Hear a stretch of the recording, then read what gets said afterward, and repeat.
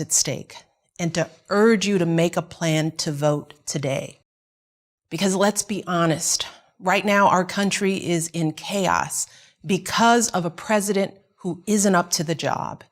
And if we want to regain any kind of stability, we've got to ensure that every eligible voter is informed and engaged in this election, because the stakes are on display every day, not just in the headlines, but in our families. If you're a parent like me, you're feeling the consequences of this president's failure to take this pandemic seriously, from his constant downplaying of the importance of masks and social distancing, to his relentless pressure on schools to open without offering a clear plan or meaningful support to keep students and teachers safe. Look, our daughters are in college now, and luckily they're taking classes from home this semester. But in just a few weeks since schools have resumed, many of their friends who returned to campus have either tested positive or are living with someone who has. Yes, it's anecdotal, of course, and everybody wants their kids back in school as soon as it's safe.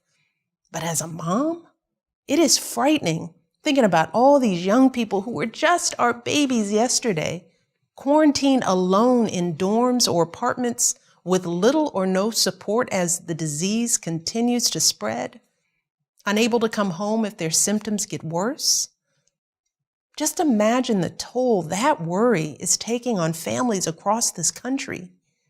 Yes, thankfully, there's some relief in knowing that most cases in young people are mild. And I pray every day that no one faces longer-term consequences to this disease. But the truth is, we just don't know yet. And we simply cannot trust this president to tell us the truth about anything. Meanwhile, parents with younger kids are dealing with another set of stresses, from grade schoolers who want to learn but struggle to connect with their teacher through a screen, to schools that open and close with little advance notice, leaving everyone in an endless cycle of uncertainty. Too many parents are still juggling 2 jobs and multiple kids without any support, not to mention the millions of families anxious about making rent or getting internet access or affording childcare. It's painful to think that months into this crisis, this is still where we are, with no clear plan, no peace of mind. And the worst part is, it didn't have to be like this. Look around the world. So many other countries aren't experiencing this level of extended suffering and uncertainty. These countries were hit by the same virus as we were. They had the same kind of resources to contain it as we did. But what they didn't have to contend with was this president, a man who had every resource at his disposal, the finest medical experts, our best intelligence, and yet ignored all the advice and failed to produce a plan to provide enough tests for worried families or protective equipment for our healthcare workers. A man who knew how deadly this virus is, but who lied to us and told us it would just disappear. Who, in the greatest crisis of our lifetimes, doubled down on division and resentment, railed against measures that could have mitigated the damage, and continues to hold massive events without requiring masks or social distancing, knowingly exposing his own supporters to a dangerous virus. Today, more Americans have died from this virus than died in the wars in Iraq, Afghanistan, Vietnam, and Korea combined. Take all those lives bravely sacrificed and double it. That is roughly the scale of this tragedy. And our commander-in-chief, sadly, has been missing in action. And his willful mismanagement of the COVID crisis is just one example of his negligence.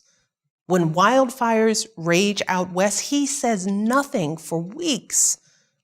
When Americans of all backgrounds peacefully protest racism and police violence, he disparages them, yet eggs on heavily armed militias. When our heroic young men and women answer the call and give their lives for our country, he calls them suckers and losers and publicly mocks Gold Star families and prisoners of war. All this from someone who, as a wealthy, connected young man, avoided military service. And with millions and millions of Americans left reeling from the worst job losses in recent history, with small businesses closing their doors for good, he and his party dragged their feet to provide necessary relief for people whose lives have been decimated under his watch. 7 months later, he still doesn't have a plan for this virus. 7 months later, he still won't wear a mask consistently and encourage others to do the same, even when those simple actions could save countless lives. Instead, he continues to gaslight the American people by acting like this pandemic is not a real threat. And yet, even in the face of all this incompetence, Americans keep digging deeper, finding new reserves of strength, doing whatever it takes to get through this. That's one of the beautiful things that has given me hope over the past 4 years. Our country's resilience, from the essential workers keeping us safe, to the doctors and nurses caring for our loved ones, to the teachers and childcare workers doing everything they can for our kids. Americans have stepped up to answer the call. It's not too much to ask our leaders to rise to the occasion as well. Thankfully, we have the chance to elect a president who can meet this moment, a leader who has the character and the experience to put an end to this chaos, start solving these problems, and help lighten the load for families all across the country. And that leader is Joe Biden. After seeing the presidency up close for 8 years, maybe the most important thing I've learned about the job is this: how a president focuses their time and energy in office is a direct reflection of the life they've lived before entering the White House. A president's policies are a direct reflection of their values. And we're seeing that truth on display with our current president, who has devoted his life to enriching himself, his family, and other wealthy people he truly understands, cutting taxes for the rich and big corporations, cutting regulations that protect regular families from getting taken advantage of by people like him, cutting his friends loose from prison time. He boasts about gains in the stock market, but when you look at the lives of regular folks, whether it's creating blue-collar jobs, making healthcare more affordable, protecting the environment, keeping our families safe from gun violence, let alone the coronavirus, there's nothing much to brag about. By contrast, Joe Biden has lived his life guided by values and principles that mirror ones that most Americans can recognize. I know Joe. He is a good man who understands the struggles of everyday folks. When he was a kid, his dad lost his job. His family had to move to find work. As a young man, he quit his job at a lucrative law firm to serve as a public defender, protecting the rights of those who couldn't defend themselves. He continued to serve this country even in the face of unimaginable tragedy, losing his wife and baby daughter, later in his life, his eldest son, relying on his deep faith in God to carry him through, never growing cynical, and always willing to see the humanity in us all. It is that spirit, that determination that will make Joe the kind of president we need right now, one who will continue to put the needs of the country before his own, to ensure that all families can get back on their feet and our economy can get back on track. And he'll start by getting this virus under control, working with a broad coalition of leaders to develop a national strategy that will include mandatory mask wearing and free testing. He'll get schools the resources they need to sort through this confusion. He will listen to doctors and scientists to make sure that any vaccine will be safe, effective, and available to everyone. And Joe Biden will also get back to work solving problems that this president has ignored or made worse these past 4 years. Joe will give working families a tax credit for childcare.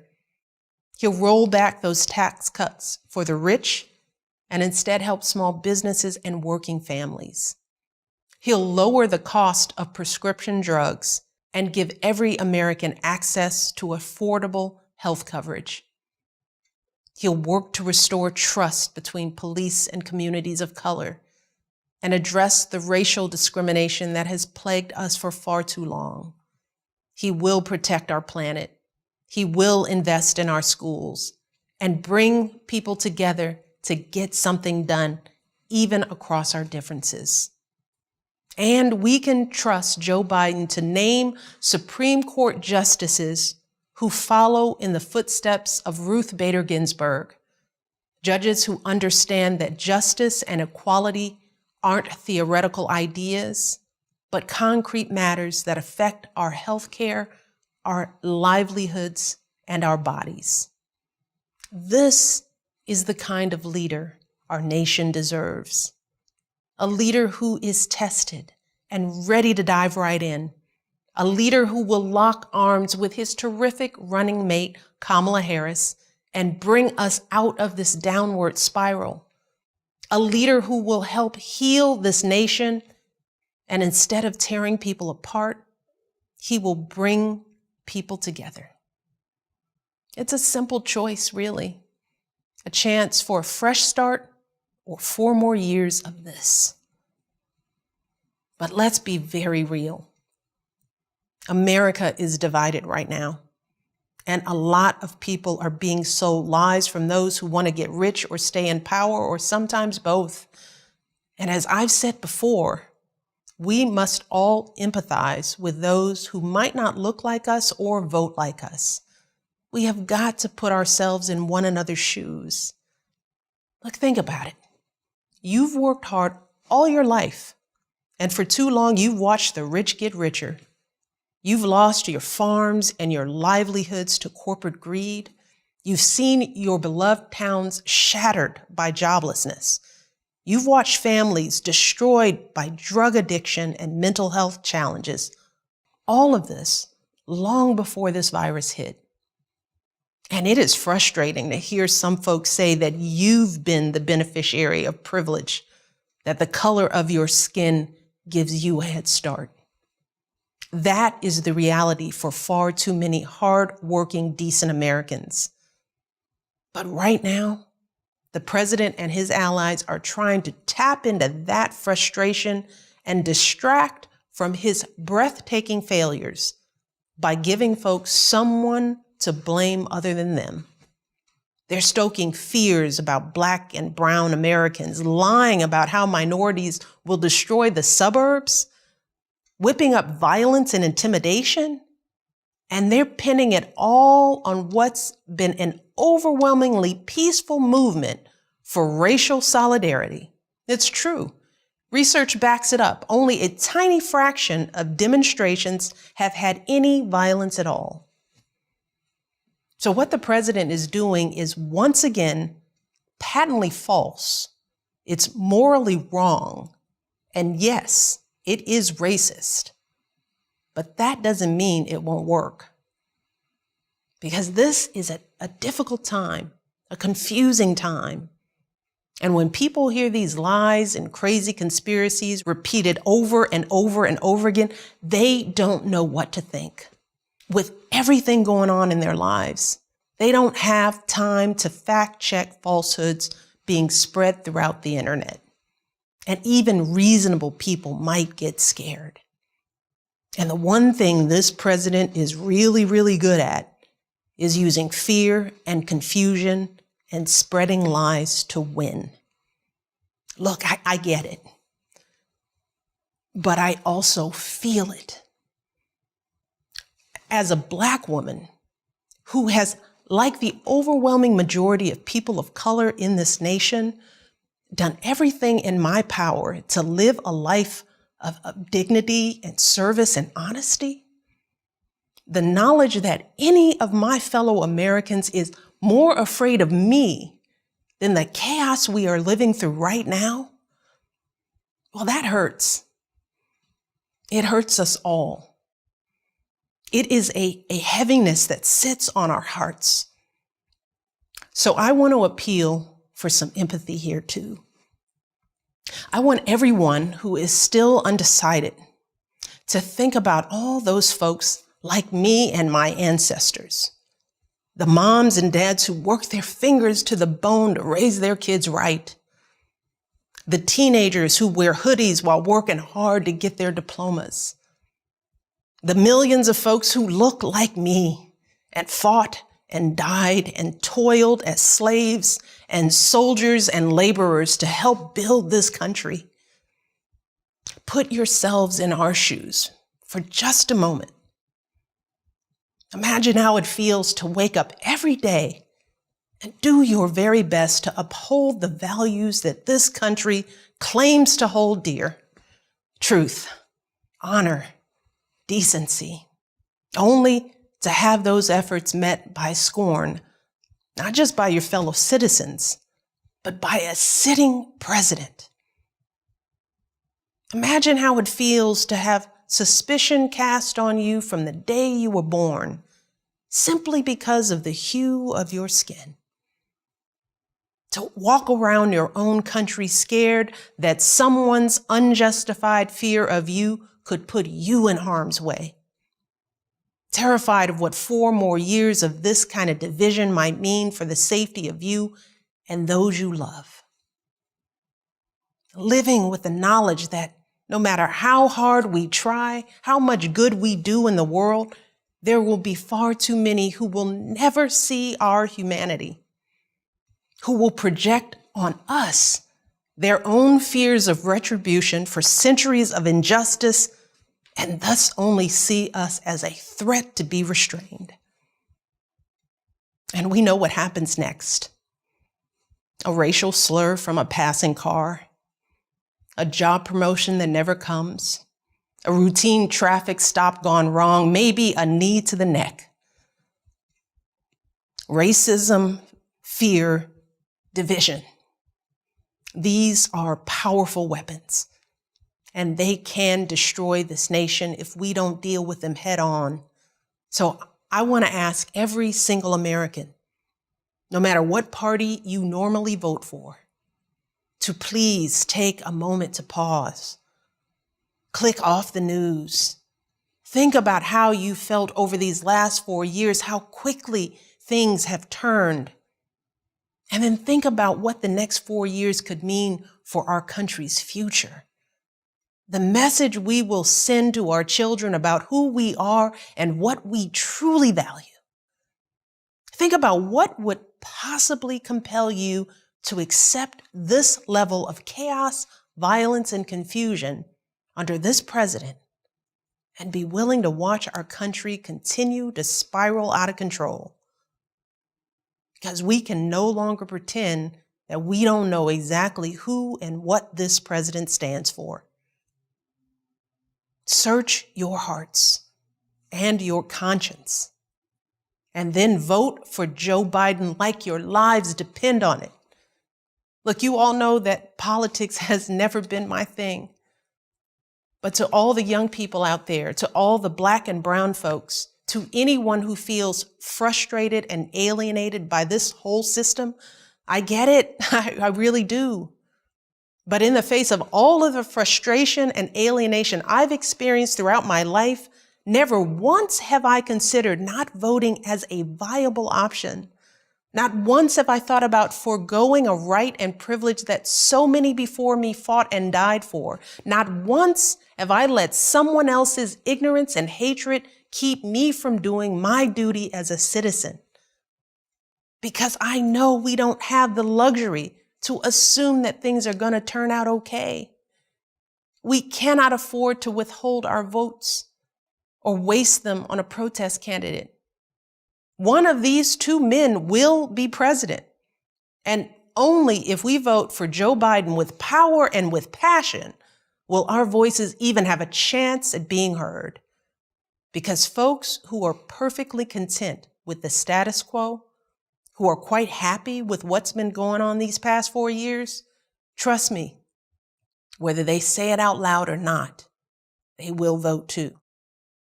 So we can expect that this election will be won by the slimmest of margins, just like 4 years ago.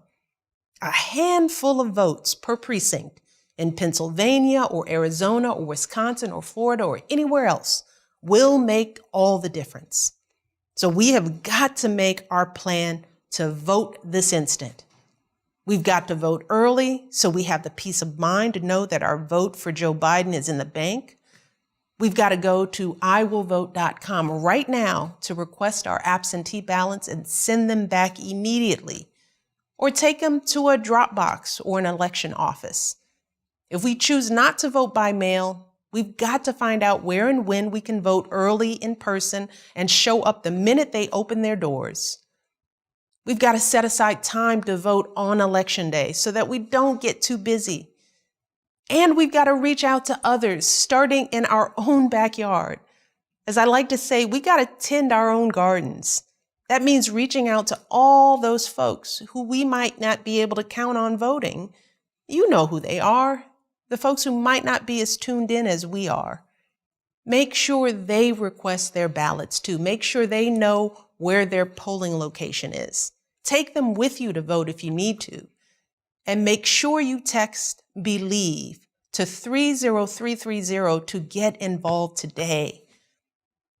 Work like this may not feel as impactful as attending a protest, but trust me, it is absolutely the most important thing that we can do right now to save our democracy. It's simply what needs to be done. And that's what we've been doing for months, just getting the job done. No matter the stress, no matter if something feels out of our control, because that's who we are as Americans. That is what we do. And right now, we've got a chance to start getting things back under control, to restore some stability and integrity and soul in this country. It is within our grasp. And that's what keeps me going. Thinking about a time not all that far off, with a new president in the Oval Office, a trustworthy, honest, stable leader with a clear plan for controlling this virus and getting our economy back on track, with meaningful support for families and schools, with competence and maturity instead of chaos and confusion. It is possible. It really is. But only if we vote for Joe Biden in this election. We have all been working so hard to keep ourselves and our families afloat. And we deserve a president who will do the same. Thank you for listening. God bless.